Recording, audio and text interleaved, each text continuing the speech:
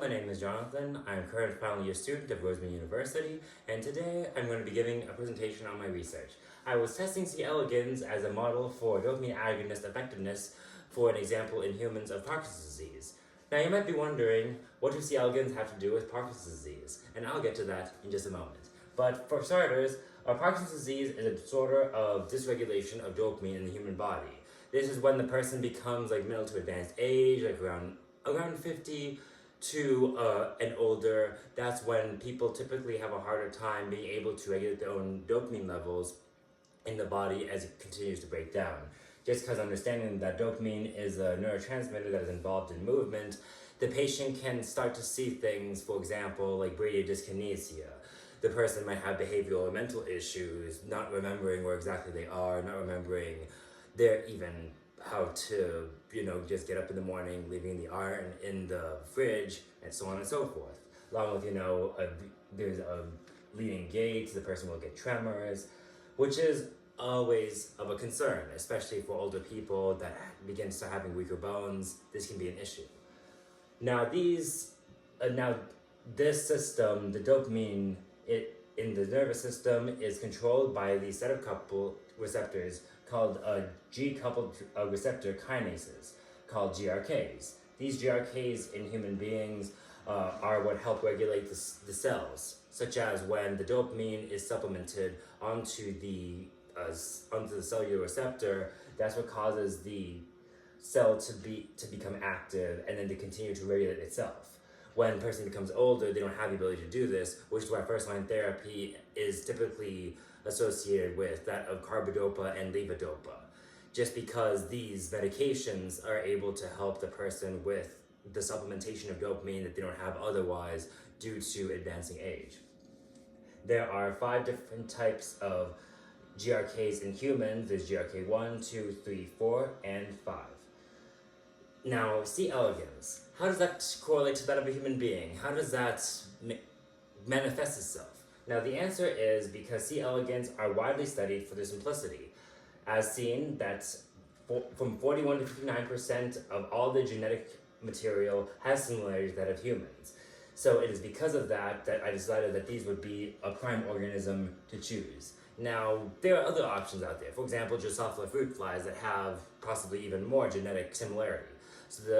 So why not choose those? And the answer is because I discovered that when looking at the GRKs in that of C. elegans, they are far more human-like in comparison to that of the Drosophila fruit flies. As seen, there are 2 different subcategories in the GRKs that are the most human-like, GRK1 and GRK2. And it's for that reason that I decided to just study these organisms on that basis in comparison to that of human trials, due to the fact that when studying these dopamine agonists, they're more second line in people and they're not really chosen firsthand. So I wanted to see if they did have an effect overall on the C. elegans as a model if I was to give these to humans, saying if we did need this in clinical care. So for my study that I did, I looked at the activity of C. elegans egg-laying behavior when they were treated with different dopamine agonists, as listed right here: pergolide, bromocriptine, and cabergoline. Now, I decided to do egg-laying behavior due to the fact that when looking at the C. elegans, it can be seen that the behavior is most regulated when the C. elegans is starting to lay more eggs.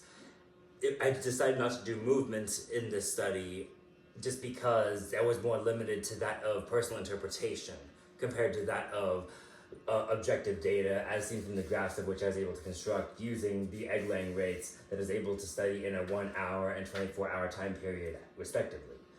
When doing my studies, I had decided to use 3-day-old C. elegans due to the fact that that is the age of sexual maturation that the C. elegans has, going from wild type, which are the kind that I would find in the wilderness, GRK1 lacking and GRK2 lacking, just because I wanted to more whittle down exactly the receptors of which the medication would affect respectively.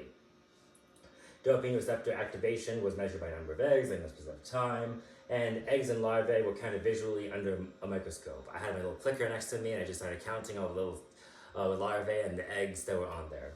Then, as seen from here in pergolide, pergolide is known for its activeness on both receptors in that of humans of GRK1 and GRK2. So it was more expected about how it was after the first hour, where it's a gradual incline, as seen from the data, that as the concentration of the medication increased in each of the dishes respectively, it would increase in kind to that of the egg-laying rates. However, it was interesting to note that after one day, that as seen from the wild type, it would go up and then it would seem to taper off. And then the same would go for the GRK1s and GRK2s, where it seemed to reach a kind of concentration point, and then it would more taper off after that, along with the GRK2s. And as seen here in bromocriptine was interesting because it would affect more GRK1s than GRK2s, and as seen from data right here in both the first hour and second hour with wild types, it would seem to have a kind of increase, and then it would more taper off after that, and the same went with after one day. Then it started to get iffy like around here, but I guess it would make more sense considering that after one day, the concentration lacking compared to that of with the concentration, it seemed to not as affect the concentration rates, and possibly the same went for GRK2s as well. Then for cabergoline, as it was seen under the data, it would seem to have this kind of a consistent flux. For example, it would go up and then, as seen from GRK1s, and then it would just taper down. And then in comparison, like throughout the entire first hour, it would just stay consistently going up. It was interesting to note this just as well because cabergoline was known for its GRK2 activity, and it seemed to have consistent results with that of GRK2 when comparing 1 hour to that of 2 hours for the GRK2 lacking. Possible notes for the future. Then, in summary, as stated previously, all of these different data sets were affected by the different medications that they were tested with at large. For future directions, I would like to see further research. Just because this whole study was done over the course of 6 weeks, I would like to see the research done on a more substantial basis. For example, being able to not only see different medications, but to also see how these medications affected them on just a more grand scale. Being able to do more studies with more of these worms to see how they would be affected overall just by these medications, knowing that they were as wide-sweeping as they were.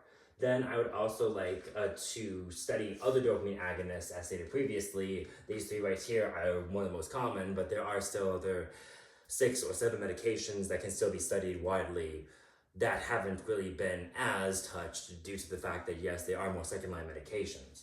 I'd also like to look into the aging of the C. elegans, just because typically when Parkinson's disease does affect an individual, it's in mid to late age, in comparison to that of the C. elegans, which were just freshly, they live 4 to 6 weeks, and therefore, by that logic, on the 3rd day, they're able to continue to lay eggs. I like to put them into the 2 to 3 week mark, just in that way I could see how the egg-laying rates of them while they are inoculated within these dopamine agonists would truly affect them over time.